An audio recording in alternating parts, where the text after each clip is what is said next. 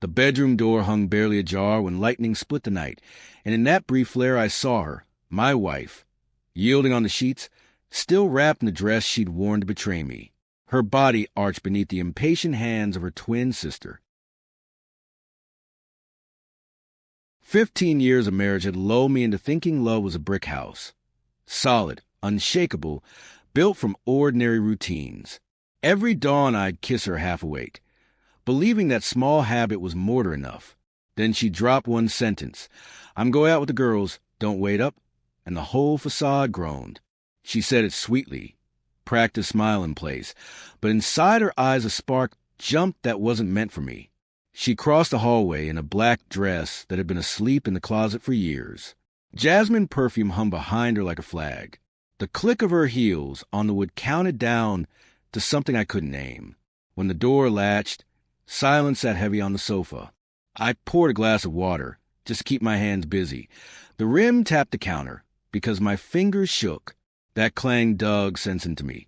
Sitting still would only feed the doubt. I had to know. I grabbed my keys, no coat, and slipped into night air. Cold bit my cheeks, but adrenaline kept me hot. I tailed her taillights through traffic, each yellow light daring me to stop and forget it. Every block, memories lined up like bystanders. Our anniversary trips, her sleepy laugh, even a stupid fight over burnt toast, asking if I really wanted to wreck all that. I pressed the gas. She parked at a quiet restaurant far from the routes she'd usually take. I killed my engine a street away and watched her fix her hair in the window glass before walking in. 3 minutes later, Gabriel showed up, my college friend, my wingman, the guy who toasted our wedding. He smirked that familiar crooked smirk, smoothed his jacket, and pushed through the same door like he owned the night. I slid closer to the building, heart hammering, breath fogging the glass. Through a side window, I saw a small table set for two, candles doing their best to be romantic. They sat face to face. 2 full wine glasses waited like silent accomplices. She tucked a strand of hair behind her ear. She used to do that when flirting with me. He brushed her fingers as if testing voltage. My stomach folded in half. A lie is loud even when whispered. Their smiles were too bright, their bodies too tilted in. She laughed at something dumb he said, head thrown back just enough to show her throat. He watched her the way a gambler eyes easy money. My lungs forgot to breathe. Part of me prayed it was coincidence. But then their knees touched under the table, and her foot slid over his shoe like it had been there forever. That was when the glass pane felt thinner than paper. I imagined shattering it, crashing the dinner, turning some heads, and ending the play. Yet my feet rooted to the sidewalk. Curiosity, dirty, throbbing, glued me to the spot. I needed to see the shape of betrayal, every angle. Wine disappeared. Plate stayed mostly full. They didn't come to eat. They leaned closer, words inaudible, breasts shared. Candlelight painted her cheeks, his eyes. He reached across, fingers landing on her wrist, then traveling up the inside of her arm. She didn't flinch. She invited it. The room spun. I wiped the condensation from the window and met my own reflection over theirs, a ghost staring at the living.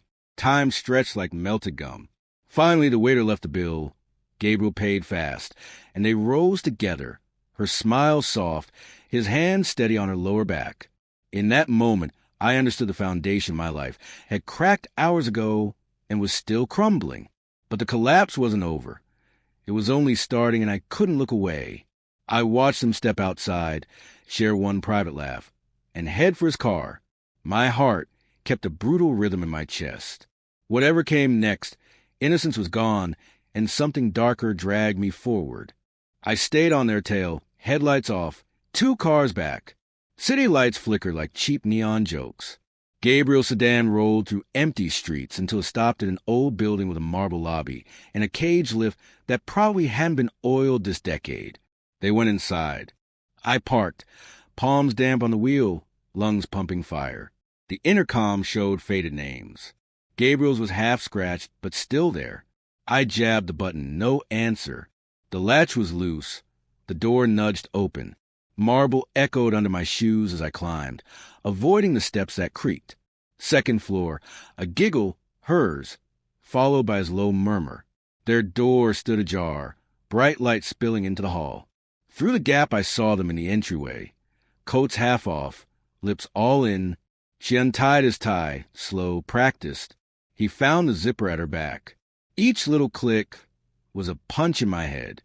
Rage told me to storm in, yet sick fascination welded me to the spot. I wanted proof. Of what, I wasn't sure. They drifted down a narrow hall, shadows stretching. I leaned forward, brushed a wobbly side table. Would knock softly, silence cut. Gabriel peeked back, eyes sharp, but the hallway bulb blinded him to me. He pushed the door until only a sliver remained. 2 fingers of space, just enough. I saw almost nothing, but sound filled the gap. A hushed gasp, hers. A breathy command, his. Fabric sliding off skin. The muted thump of someone pinned to a wall. My throat dried up. Anger flared, but beneath it a shameful pulse throbbed. I hated myself for listening, yet couldn't stop. Boards creaked. The bed protested as weight shifted. The headboard tapped the wall in a rough rhythm. I counted beats like a coward, keeping score of pain. Her moan rose, broken into syllables I used to know. His growl followed, staking claim. Each collision hammered an image into my skull. Her fingers clawing his shoulder, his mouth on places I once called mine. I pulled out my phone thinking I'd record audio, proof of betrayal, ammunition for later. The screen glowed, my thumb slipped, phone nearly fell. I shoved it back in my pocket. Evidence wouldn't mend whatever snapped inside me. Maybe nothing could. Minutes crawled. Their noises slowed, faded to whispers, then to quiet breaths. Someone murmured what sounded like a soft promise. Words I couldn't make out and didn't want to. The building's pipes groaned, reminding me to breathe.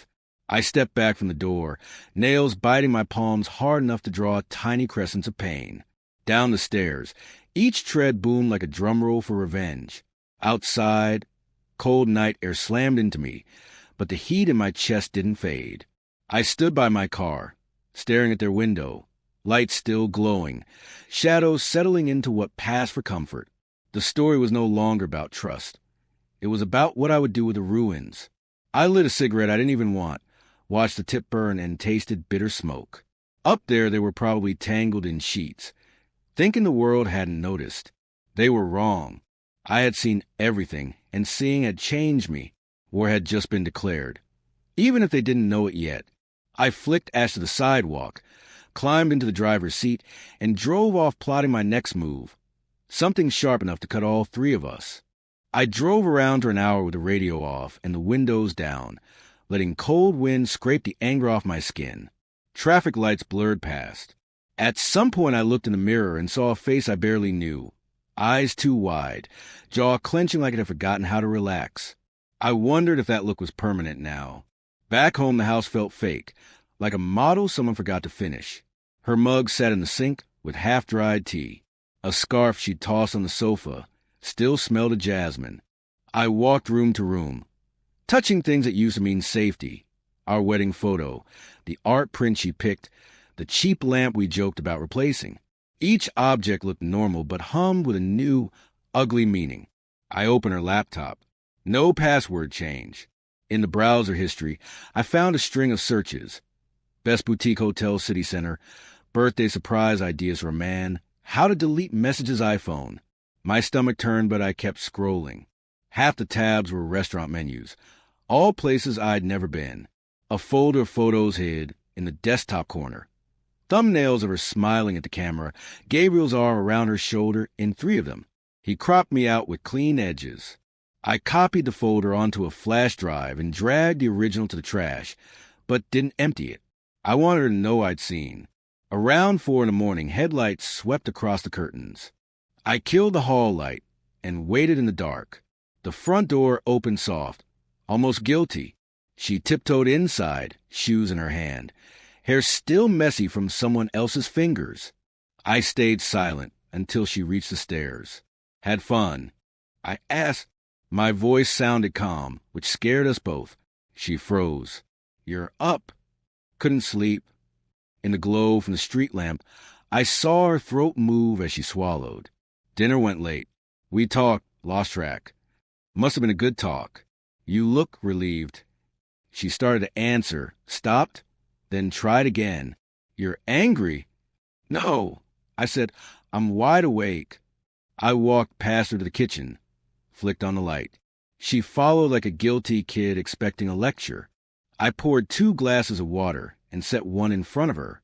She didn't touch it. You smell like wine, I said, and his cologne. She flinched at the word, his. I'm tired, Daniel. Can we do this tomorrow? We did tomorrow hours ago. I slid the flash drive across the counter. Take a look. It's us minus me. Her eyes hit the metal stick and darted away.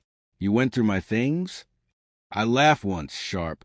Privacy ended when you started deleting messages. She didn't defend herself. That silence told the whole story louder than any excuse.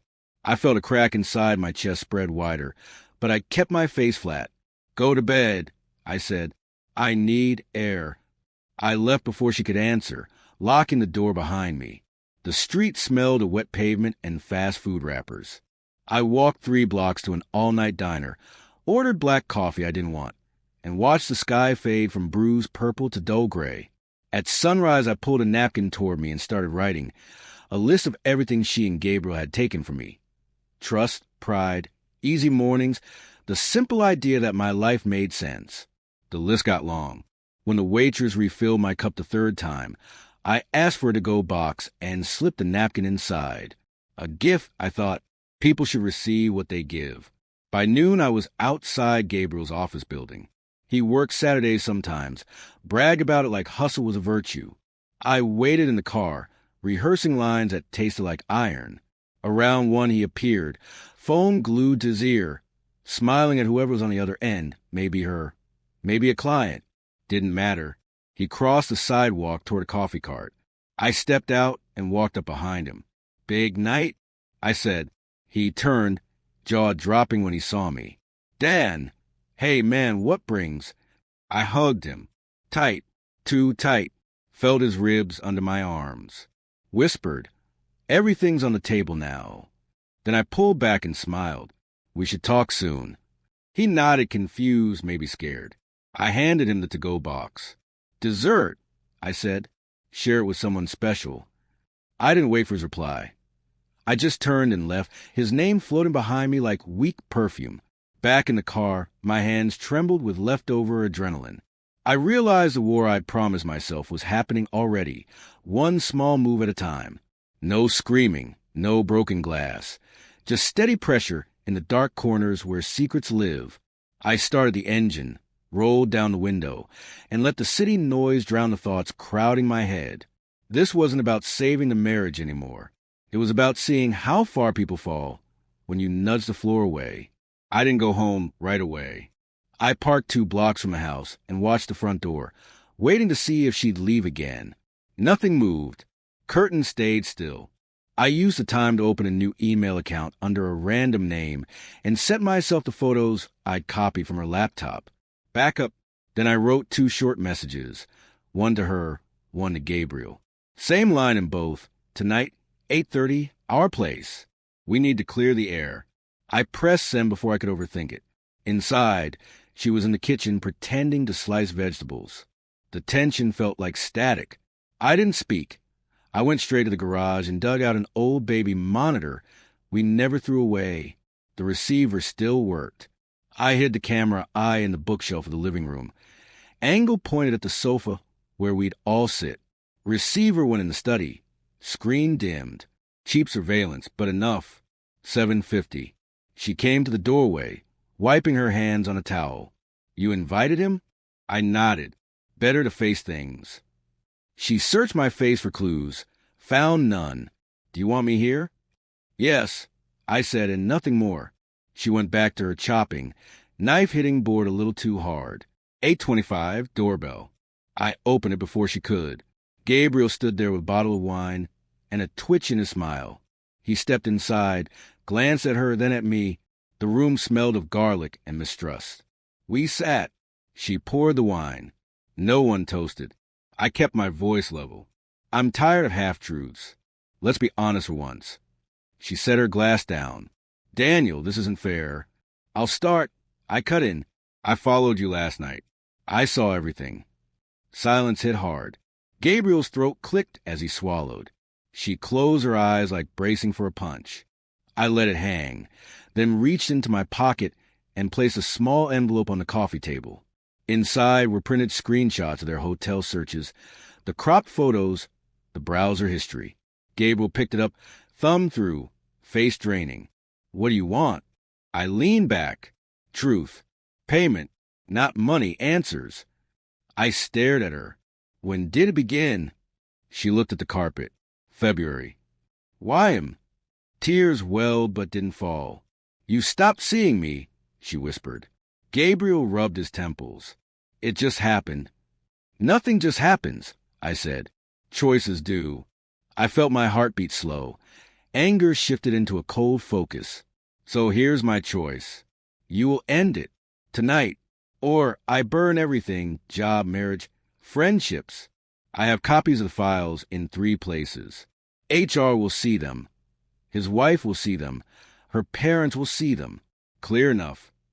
She nodded, tears finally slipping. Gabriel's jaw clenched. And if we say no?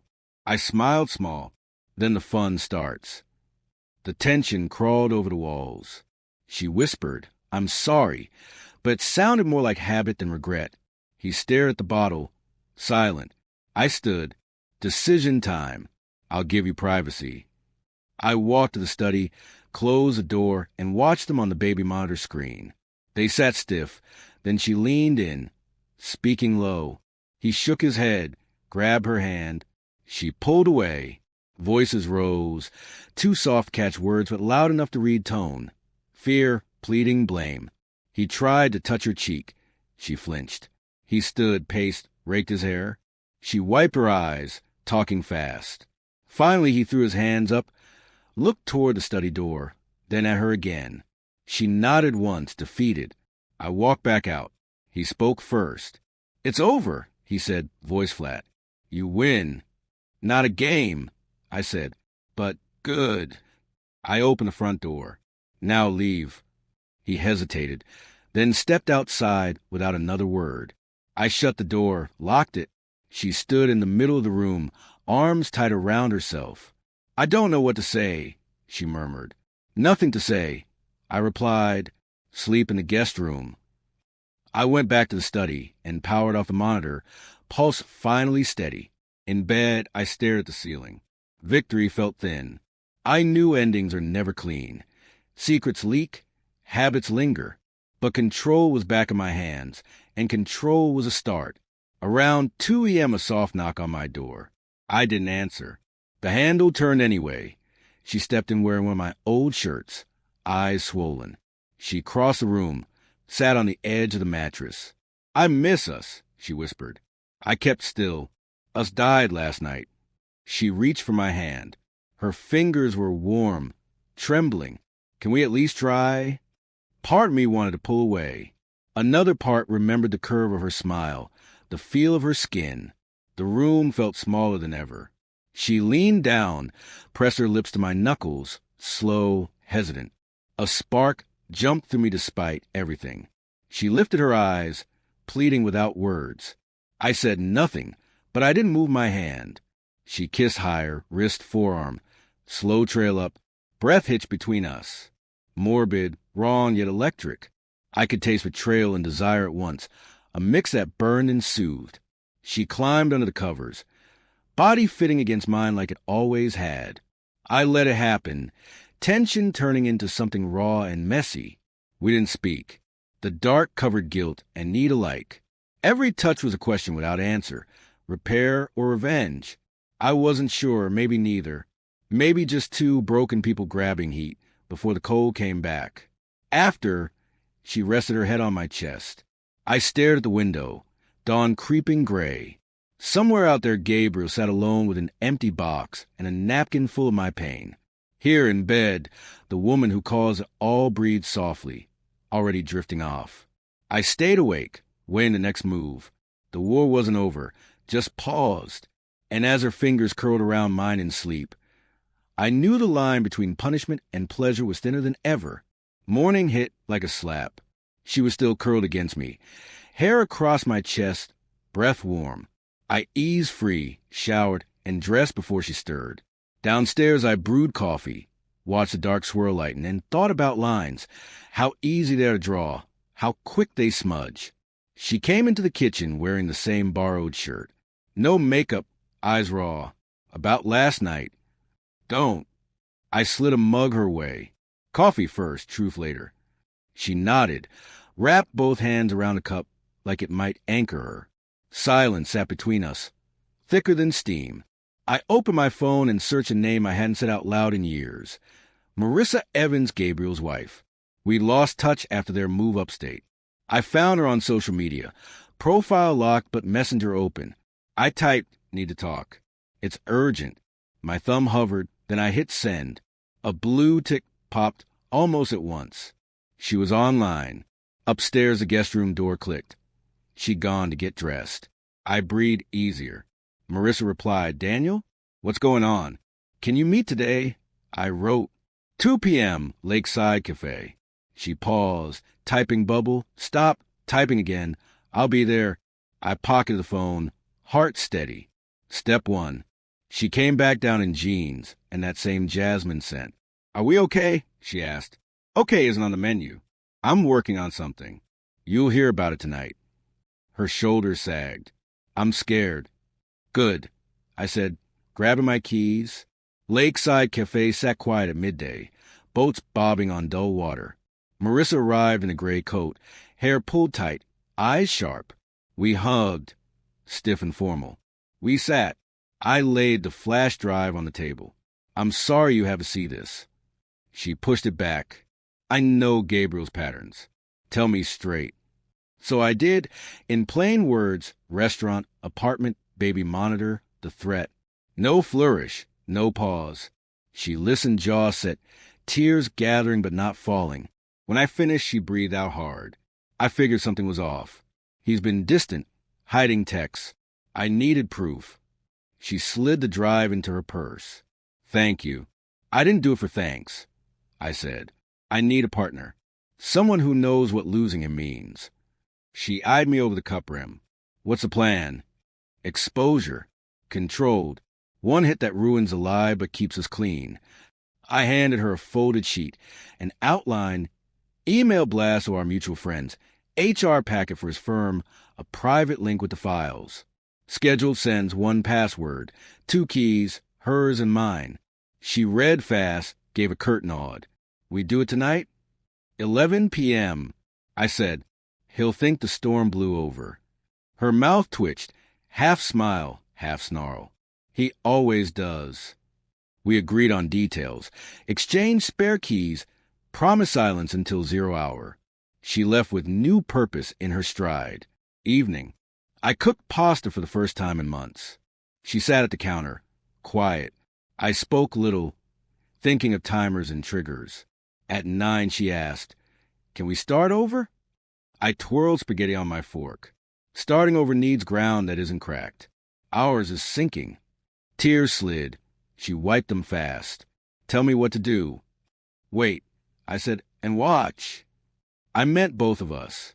At 10:30, she went upstairs, door closing soft. I opened my laptop in the study, logged into the joint account Marissa, and I created. 2 keys. I entered mine. A green light glowed, waiting for hers. 11 sharp, an alert pinged. File access complete. The system counted down from 60 seconds and sent 3 bursts. 1 to Gabriel's office inbox, 1 to a circle of friends, 1 blind carbon copy to myself. Inside, photos, chat logs, the baby monitor video.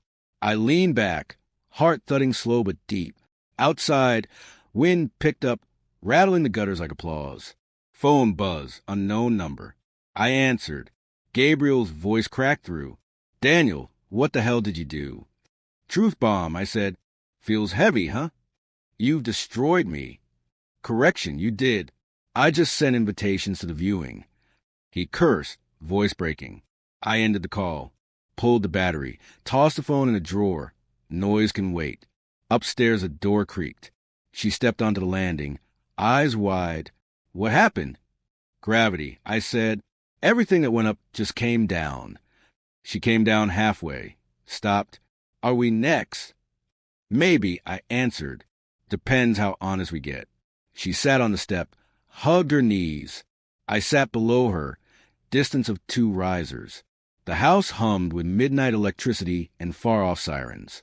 For the first time in days, my pulse felt even. Damage done, cards face up. I looked at her, really looked. No villain, no saint. Just flawed flesh, same as me. Tomorrow, I said, we figure out what's left. She nodded, tears drying. We stayed like that a while, 2 broken players waiting for dawn to show the scoreboard. Sun rose gray and cold. My phone lit up like a slot machine, pings from group chats, office threads, even distant relatives who never write unless someone dies. I scrolled. Subject lines read the same. What happened to Gabriel? Have you seen this? Screenshots of the file spread faster than rumors in high school. HR had suspended him before breakfast. One email from Marissa, a photo of their front lawn dotted with his clothes. Suitcase ripped open like a warning flare. Beneath it, only 2 words.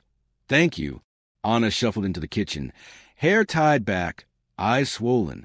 She froze when she saw the tidal wave of notifications on my screen. So it's real, she whispered. Real enough. I slid the phone across. She scrolled, face draining. A tremor ran through her hand.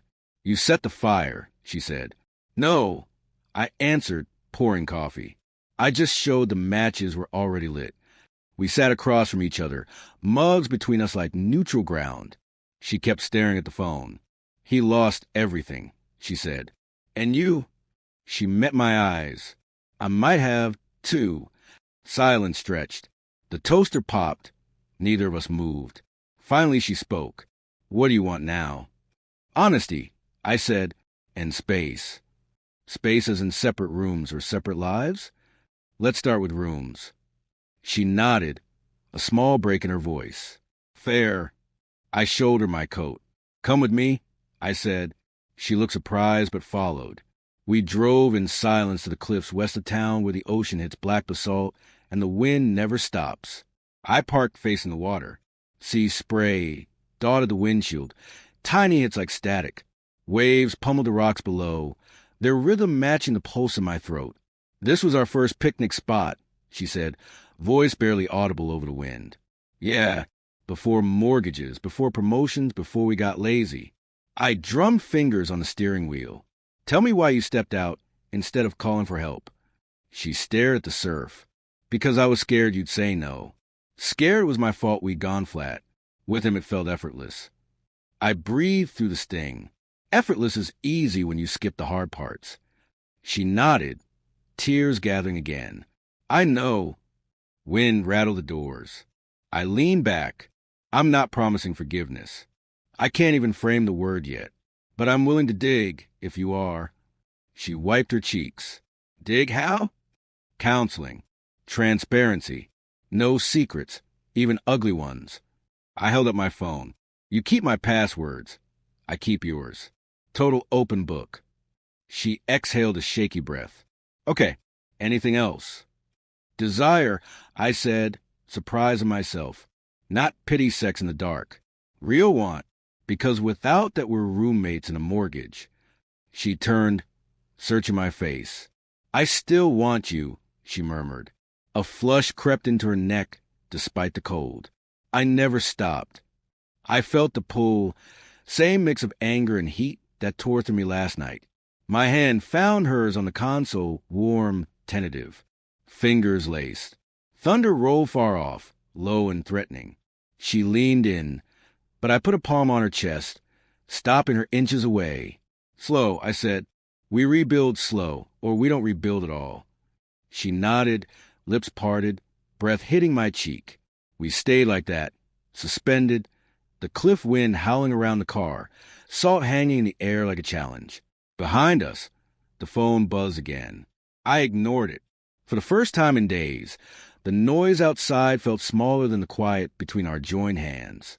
We drove home with windows cracked, letting the sea air scrub the stale jasmine from the seats.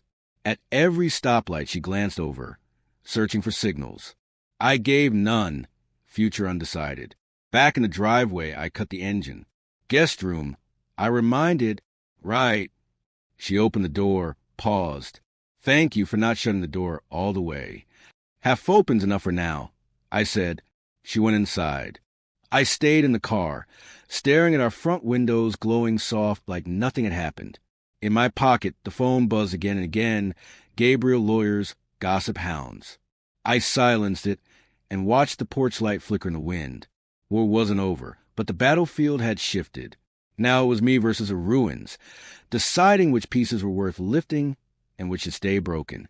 I stepped out, felt rain start to fall, and let it wash salt and smoke off my skin before walking inside to whatever waited next. I kept talking until Anna's shoulders sagged and her eyes glazed, until every promise of "I'll do anything" sounded as thin as the rain hitting the windows.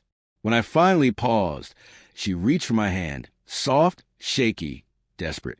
I let her fingers brush mine, held them in midair just long enough for hope to bloom, then let them fall. "Give me 1 hour," I said. "Then we'll see if there's anything left to fix." She nodded, mistaking delay for mercy. I sent her upstairs to the guest room to collect her thoughts. The door clicked shut behind her. Lucia stood by the bookshelf, tracing the spine of our photo album. Same profile, different gravity. She watched me cross the room. Storm still rolling outside, hunger building between us like static under a wool blanket. No speeches, no excuses, just a silent agreement that the next move would change every line on the board. When I kissed her, it wasn't gentle. It was the snap of a live wire. Her lips tasted of coffee and daring. She pulled my shirt until the buttons complained, then ran her nails down my back like she wanted to leave a map for regret to follow. The world shrank to shared breath and hot skin. No fancy adjectives, just pulse and pressure and the quiet thrill of doing what shouldn't be done. We stumbled down the hall to my bedroom, the one Anna and I once called ours. Lucia pushed me onto the mattress, climbed over, hair falling like dark curtains around our faces. Each touch was blunt, clear, almost clinical in its intent. To burn away what Anna had spoiled and claim the space she thought untouchable. I let it happen, stoking every spark she offered, answer with my own. Halfway through, the hallway floor creaked. A shadow crossed the doorway. Anna, barefoot, silent, drawn by the low sound she'd never heard from me before. Lucia saw her first and didn't stop. She only pressed closer, lips at my ear. Heat rolled through me at the sight of Anna frozen there, hand on the frame, horror and arousal mixing in her eyes. I didn't speak. I didn't have to. The message was a hammer. You wanted back in, and I walked out, right into the arms of the woman who mirrors you. Lucia's breath hitched. She didn't turn away. I met Anna's stare over Lucia's shoulder, held it, and let the rhythm between Lucia and me stay loud enough to make the point. Anna's throat worked like she meant to yell, but no word came. She backed away, step by step, until the hall swallowed her. The creak of the guest room door slammed shut a second later. The echo felt like applause. Lucia's smile against my skin was wicked and warm. We finished what we'd started. No slow romance. Just urgent friction, bodies talking in short sentences neither of us would forget. When it was done, she rested her head on my chest, heartbeat still racing, rain still ticking on the roof. I stared at the ceiling, lungs dragging in damp air. Revenge didn't taste sweet. It tasted raw and metallic, like biting your own lip. But it was real, and sometimes real is enough. Lucia traced circles on my ribs, waiting for words I didn't have. Down the hall, the guest room door stayed silent. No sobs, no footsteps. Maybe Anna lay awake replaying every sound, every image. Maybe she finally understood that some lines, once crossed, dragged new ones behind them like chains. I slid off the bed, pulled on jeans, and opened the window. Night air washed over my skin, cool and honest. War wasn't over, but the score had shifted. Pieces scattered across the board, some burned, some still smoldering. I didn't know what tomorrow would look like, but for the first time since the restaurant window, I felt the scales tilt back toward even. Behind me, Lucia stretched, sheets rustling. "Round two," she teased, voice low. "Maybe," I said, staring into the dark, "after the thunder stops." Some storms need to run their full course before you decide whether to rebuild or let the ruin stand as warning. I closed the window, turned, and let the night decide. Morning crawled in under the curtains, pale and guilty. Lucia was still beside me, hair fanned across the pillow, one leg draped over mine like she claimed the territory overnight. Her breathing stayed slow, but when I slid out of bed, she opened her eyes, same brown as Anna's, but sharper now that we crossed the line. Down the hall, the guest room door was still shut. I could almost feel Anna on the other side, wrapped in the stale heat of her own thoughts. A cup of coffee felt like the only civil thing left. So I made two, one black, one with a splash of milk she preferred when we still trusted each other. I knocked once. No answer. I nudged the door open. She sat on the edge of the mattress in yesterday's clothes, blanket pulled around her waist, eyes red-rimmed but dry. She looked at the mug, then at me, then at the bare skin on my chest where Lucia's nail marks were faint pink lines. "Was it worth it?" she asked, voice low, stripped of drama. I set the cup on the nightstand. "That depends on what you do next." She laughed once, bitter. "You want me beg?" "No," I said. "I want you to understand the shape of the damage." She stared at the wall, hands gripping the blanket. I heard everything. That was the idea. Silence puddled between us. Somewhere else in the house, a floorboard creaked. Lucia moving, maybe listening. Anna flinched at the sound like it was a slap. "Are you in love with her?" she whispered. "I'm not sure I know what that word means right now," I said, leaning against the doorframe. But I know she didn't lie to me. Anna's shoulders shook, but she steadied herself. "So what happens to me?" "That's up to you. Therapy is still on the table, but so is the door." I tapped the frame. "Your choice." She wrapped the blanket tighter. "I want us. Even if it's broken, I want it." A rustle behind me. Lucia in the hallway, dressed now, arms crossed. Anna saw her and stiffened. Lucia's gaze held no apology. "I'll make breakfast," Lucia said, voice calm, and headed for the stairs. Anna's eyes followed her. "This isn't revenge for you," she said to me. "This is payback for her, too. She's wanted to beat me since we were kids." "I'm not your referee," I answered. "I'm just tired of being the prize in your games." She opened her mouth, closed it, swallowed whatever defense she'd started. "Give me a week," she said. "1 week to show you I can be honest." 1 week, I agreed, but honesty cuts both ways. "Starting now." She nodded, and I stepped back, pulling the door until only a crack of light remained. Downstairs, Lucia stood at the stove, flipping eggs like she'd lived here for years. The smell was warm, almost normal. She slid a plate toward me without a word. We ate in silence. Forks tapping, rain sliding down the windows again in thin lines. When the plates were empty, she leaned on the counter. "She's staying? For now." Lucia's smile didn't reach her eyes. "I won't tiptoe. Wouldn't ask you to." She set her fork down, then let the week begin. Footsteps on the stairs. Anna, dressed, hair pulled back tight. She walked into the kitchen, stopped at the sight of us finishing breakfast. Lucia didn't move. I poured a third cup of coffee and set it at the open seat. Anna sat. 3 of us at the table, steam curling above dark liquid, tension thicker than the smell of rain-soaked earth. A strange calm settled over me. The war wasn't over, but all combatants were finally inside the same ring. 7 days. That was the deal. 7 mornings like this, each one a test of truth, of want, of whether ruins could grow anything besides weeds. I didn't know the odds, but the morbid part of me, the part that had watched it trail through restaurant glass and fed on the sparks, was eager to find out. The first day of the 7 felt like walking on cracked ice. Every step a test, every creak a threat. Anna followed me around the house, offering to fold laundry, sweep crumbs, polish frames. Things she'd ignored for years. Lucia watched from doorways, amused, a half smile tucked into the corner of her mouth. I answered Anna with nods. Short words, never warmth. Revenge tastes better slow. That evening Anna suggested we cook together, like the early days. I agreed, but called Lucia down to help. 3 of us in the narrow kitchen, shoulders brushing, heat rising from the stove and from under our skin. I handed Lucia the knife first. Anna sliced onions with shaky hands, while Lucia worked garlic with calm wrists. The air filled with oil, spice, and jealousy. At the table, Anna tried conversation.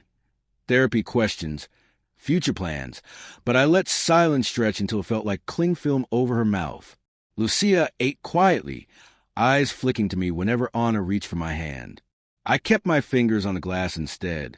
After dishes, Anna claimed she was tired and went upstairs early.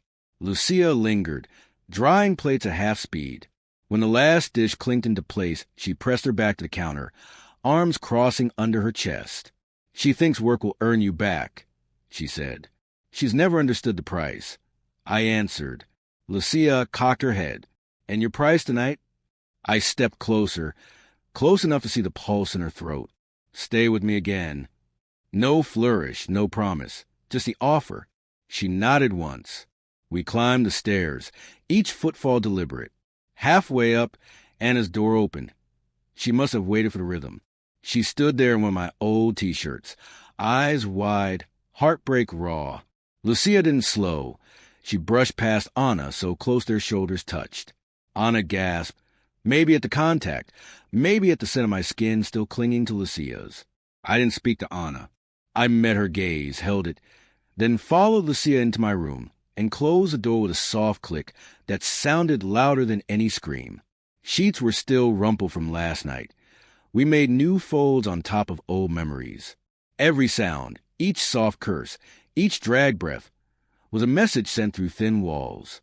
Midway, I caught voices in the hallway, Anna pacing, whispering my name, then falling silent. Lucia wrapped a leg around my waist and pulled me back to the moment. Heat, pressure, rhythm. Nothing poetic, just a thud of need and the sharp edge of payback. When it was over, we lay sweaty, hearts rattling. From the other side of the wall came a muffled sob. Lucia traced lazy lines on my chest. "She's listening," she whispered. "I know. You want her to join?" I shook my head. "I want her to learn." Lucia kissed the spot above my heartbeat, then settled in. Outside, rain hammered the gutters in steady applause. Inside, Anna's steps faded toward the guest room. Defeated for the night, hungry for tomorrow. Day one closed with damp sheets and unresolved tears. 6 days left. A full calendar of desire and consequence. I drifted off wondering which would break first. Anna's pride, Lucia's patience, or my taste of this brand of justice. Day 2 began with the smell of coffee and guilt baking in the same kitchen. Lucia hummed an old pop tune while scrambling eggs in nothing but one of my dress shirts. Buttons uneven, thighs bare. She didn't rush. The pose was deliberate, a silent billboard that read, "I spend the night." Anna appeared at the doorway, hair still tangled from sleepless pacing. She froze when she saw Lucia reach up for a plate, him lifting just enough to make the message louder. I watched from the table, sipping black coffee, letting the tension season the room. Anna cleared her throat. "Morning." Lucia answered with a bright morning. Like nothing was broken. She slid eggs onto a plate and set it in front of me first, then served herself. Anna waited for her turn that never came. I gestured to the pan. "Help yourself." She did, cheeks flushed, hands shaky. No one spoke until forks scraped empty china. When the dishes were stacked, Anna pulled out her phone and set it on the counter. Passwords, accounts, everything. I changed nothing. "You can look whenever you want." Her voice wobbled but held. "Honesty, remember?" I unlocked the phone, thumb drifting over messages that ended at the date of Gabriel's implosion. Nothing new, no hidden apps. I placed it back. "Step in the right direction," I said. "But trust is built in layers." Lucia leaned against the sink, arms folded, watching exchange like a spectator with ringside seats. "Layers," she echoed, eyes glinting. Mid-afternoon, I asked Anna to ride with me to the coastal trail we used to hike. She brightened, hopeful field trip, until Lucia tossed me my jacket and brushed a kiss across my cheek in front of her. The kiss was quick, but its echo filled the hallway. In the car, Anna stared out the window. Rain had stopped, mist clung to the pines. After miles of silence, she spoke. Does hurting me make you feel better? I'm measuring the damage. I answered, some wounds need pressure before they close. She wiped a tear with the heel of her hand. And what if I don't survive the treatment? Then you never plan to finish the race, I said, turning up the gravel drive. We walked the cliff path without touching. She tried small talk, stories about her students, a funny thing the barista said, but each word slid off the stone wall I carried. At the lookout, she finally broke. Gabriel was thrilling, because I felt invisible at home. I should have spoken instead of running. I know that now. I studied the horizon, gray on gray. Thrill is easy. Staying is hard. She stepped closer. I want the hard part. With you. I let the words hang in cool air, gave no answer, and headed back to the car. She followed, shoes crunching wet gravel like tiny apologies. Back home, the front door swung open into warmth and low music. Lucia sat on the couch wearing yoga shorts and earbuds, flipping through one of Anna's art books. She looked up, smiled lazily, and patted the cushion beside her, my spot. Anna watched me cross the room and dropped next to Lucia. I draped an arm across the back of the couch, fingers brushing Lucia's shoulder. Anna's throat bobbed. I'll make tea, she said, voice threadbare. She vanished into the kitchen.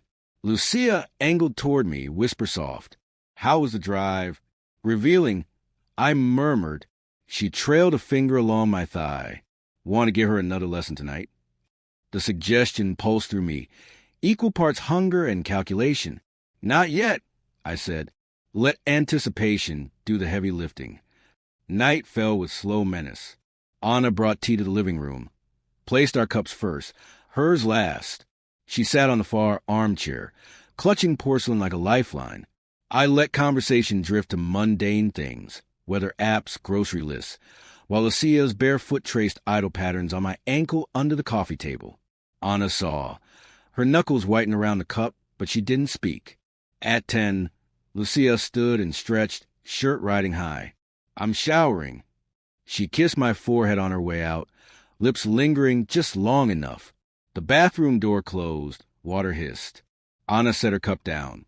Please don't shut me out of my own house, she whispered. You shut me out first. She swallowed, tears shining. Tell me how to fight for us. By staying in the ring when it hurts, I said, rising. Round 2 begins tomorrow. I left her there, breath shaky, and followed the steam and silhouette behind the frosted glass.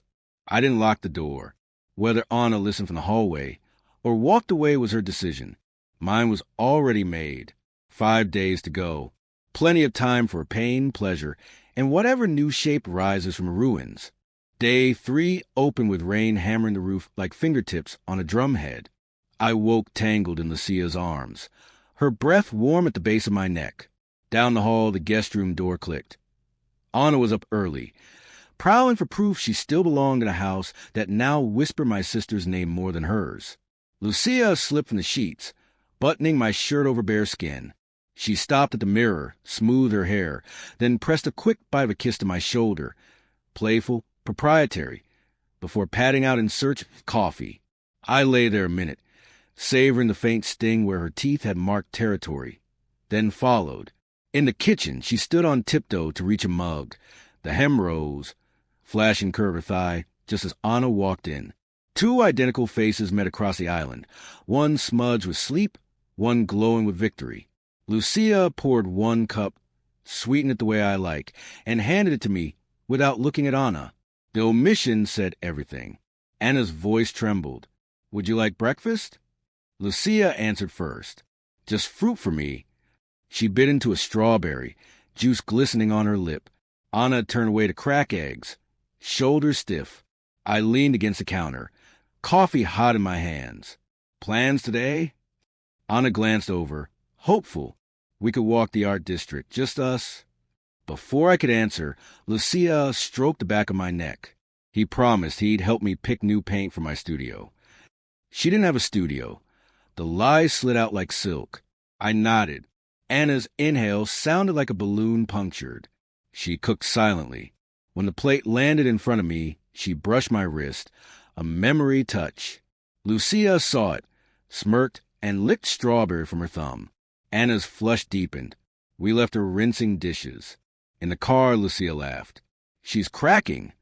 Cracks show what's real, I said, although I felt the edge of guilt graze my ribs. Hardware store aisles smelled of sawdust and metallic hope.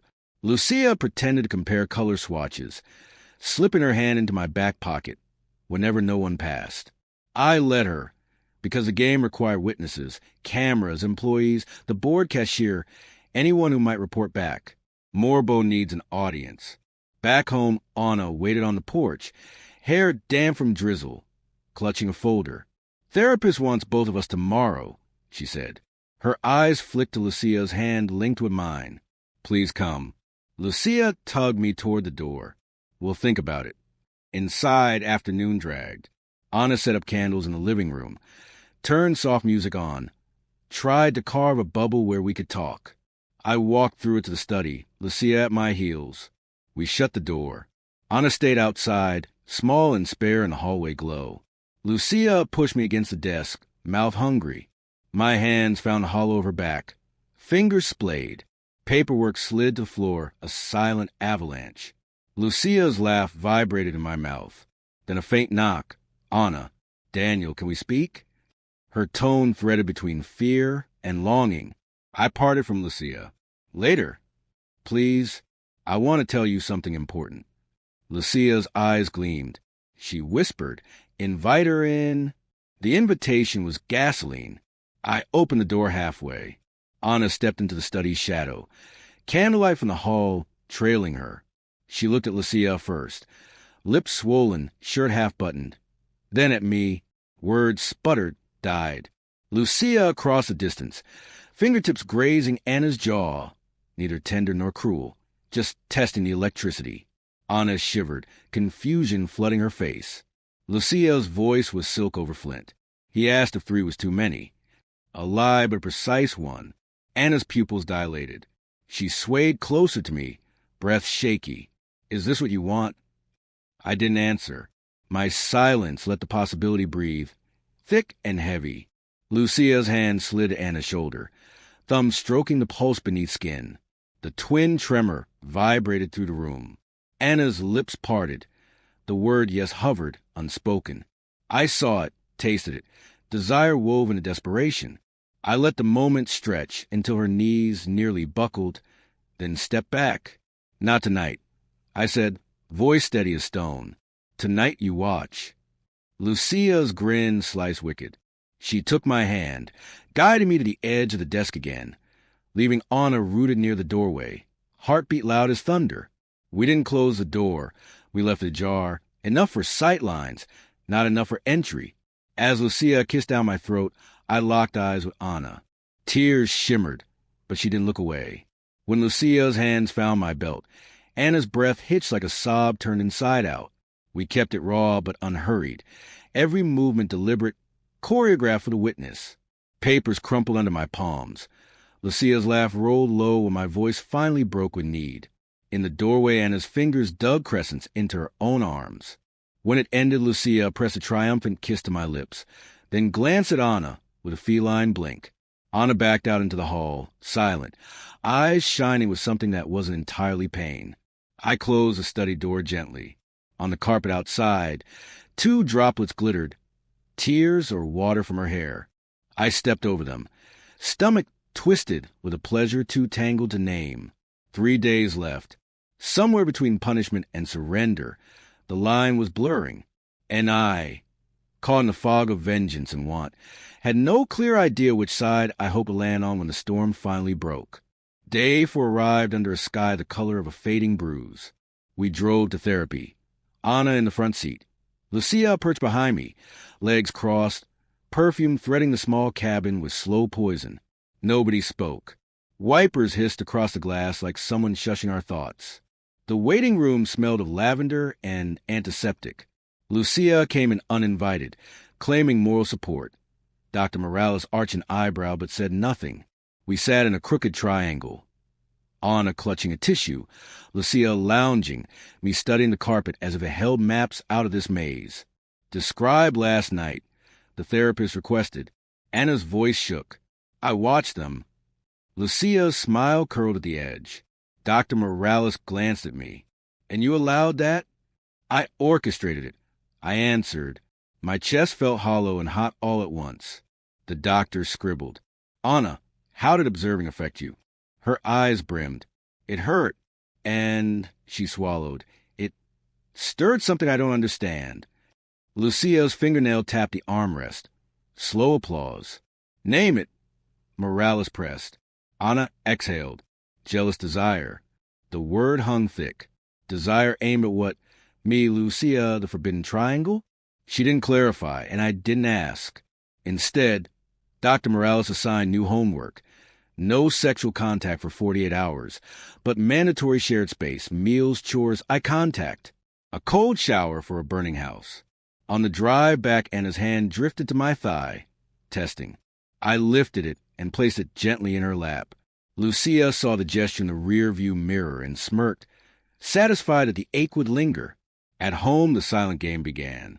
We cooked together, Anna chopping vegetables, Lucia seasoning, me at the stove. Arms brushed, hips bumped, but no one crossed a therapist's line. The kitchen filled with steam and tension that tasted of salt and citrus. After dinner, Anna suggested a board game from our honeymoon era. Scrabble tiles worn smooth.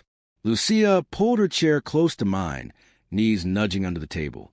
Words formed. Heat, pay, twist. Anna answered with hope stretched across the triple score. I laid blade beneath it. Lucia added raw off the bee, fingertip grazing my knuckle. Anna's breath caught like fabric in a closing door. When the board was full of double meanings, we stacked the tiles away. The clock showed 11. Rain began again, harder this time, drumming reminders of nights already spent. We moved to the living room sofa, therapist's rules still burning in our heads. I took the middle, Anna on my left, Lucia on my right. A movie flickered unwatched while their shoulders pressed mine. Equal weight, equal want. Every exhale synced.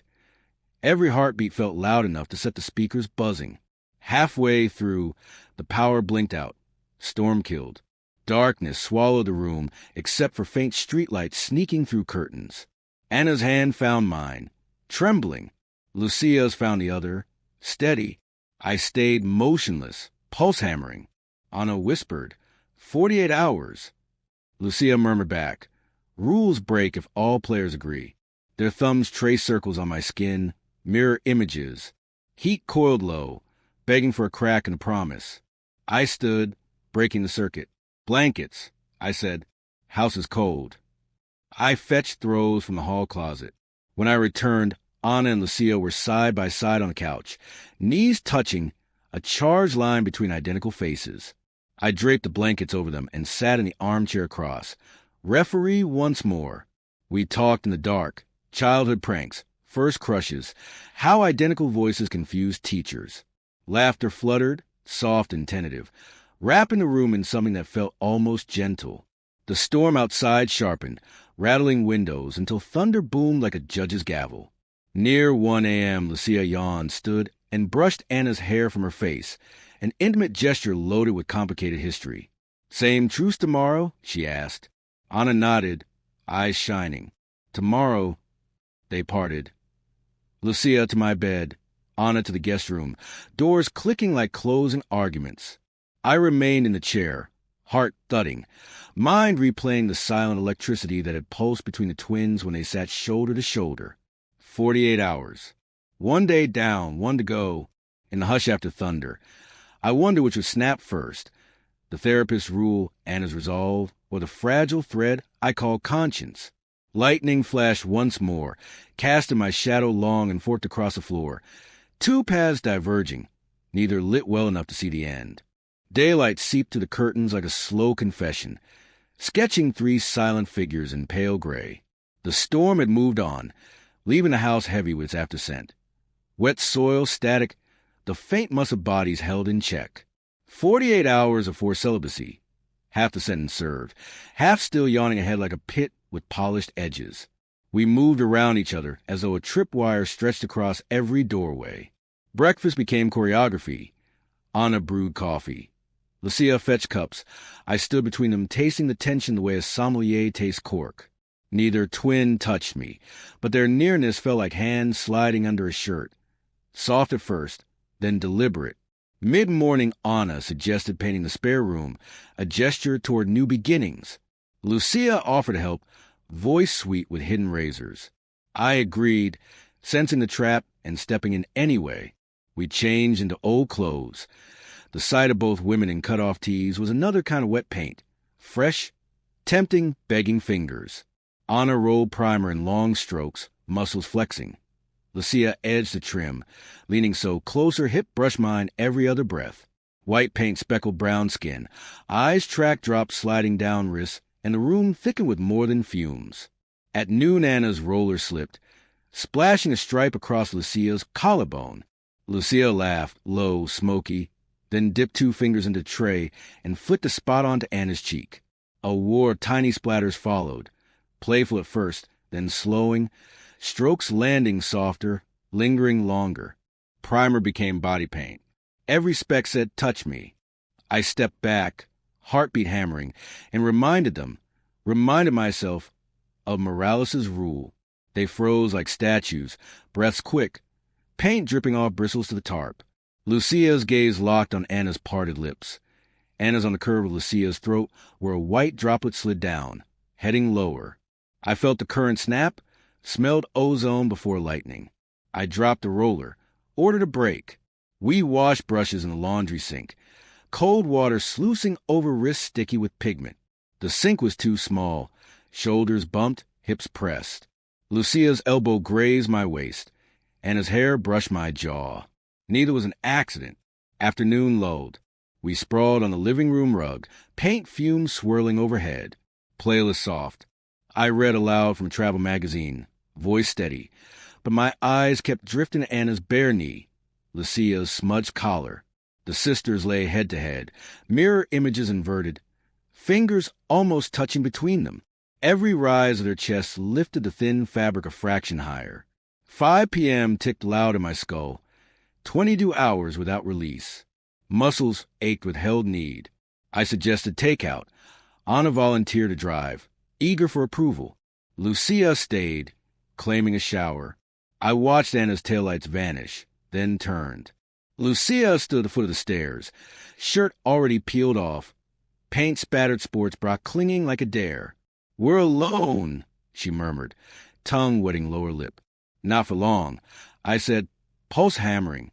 "Long is relative," she answered, stepping forward, fingertips skating up my forearm, leaving chilly tracks where skin missed skin. Desire roared, but the rule glared brighter. 48 hours, one more night. Breaking now would reduce the game to simple gravity, when what I craved was the shiver of restraint. I caught her wrist mid-trail, pressed a kiss to her knuckles, soft, charged, unfinished. Tonight, I whispered, "We wait." Lucia's eyes darkened with mixed heat and respect. She turned, climbed the stairs, hips moving like punctuation marks on a filthy sentence. Water thundered behind the bathroom door. My imagination filled in every drop running down twin curves. I paced the hall until the front lock clicked. Anna, bags in hand, hair damp from drizzle. She set cartons on the counter, pausing when she saw a second wine glass already breathing beside mine. Her smile tried to hold, cracked at the edges. We ate standing, plastic forks clinking. Lucia descended in fresh clothes, damp hair leaving tiny kisses on cotton. Dinner became a 3-way tension wire. Each bite chewed slow, each sip of wine an accident waiting to spill. 9 p.m. The power stayed mercifully on. Our own circuitry was another story. We played cards, stripless strip poker. Losers removed memories instead of clothes. First kiss, then worst lie, then darkest wish. By the 4th hand Anna laid down a flush and demanded my darkest wish. I looked from her to Lucia, to the soft skin at each throat painted with faint primer freckles, and answered truthfully, "Control." Air left the room. Anna's eyes widened but didn't shy. Lucia's lips curved, recognizing a truth she already tasted. Control wasn't about rope or orders. It was about watching desire bloom under rules that could crack at any second. Midnight approached. Morales' cure clock ticked louder than the rain. Anna lingered at the foot of the stairs, Lucia at the landing. I stood between. Heartbeat a war drum. No one moved. 47 hours, 31 minutes. Anna spoke first, voice small. Daniel, one more night in that guest room will kill me. Lucia answered, voice velvet over knives. Let the clock run, sister. Tomorrow will taste better for the wait. Anna swallowed, gaze flicking to my mouth, then Lucia's. I could almost hear her pulse. I exhaled slow, felt a tremor down my spine. Upstairs, I said quietly. Doors open, lights off. Two identical faces lifted, twin sparks ignited by the same flint. They ascended opposite sides of the staircase, leaving a clear path between. I followed, blood rushing like surf. 48 hours would end at 1:17 a.m. The next tick of midnight plus a handful of straining seconds. We would lie in separate beds, or maybe on the brink between, and wait for the minute hand to twitch. When it did, restraint would snap like a violin string stretched too tight. As I crossed the threshold of my bedroom, I heard matching sighs drift from both doorways. One laced with regret, one with hunger. In the dark, I let the countdown spool through my teeth like licorice rope, knowing that when the second hand landed, ruin and relief would pounce together, claws out. No referee left to blow the whistle. 5 hours until morning light. 1 minute until the rules shattered. War wasn't over, but the generals were already unbuttoning their uniforms, ready to sign peace in sweat instead of ink.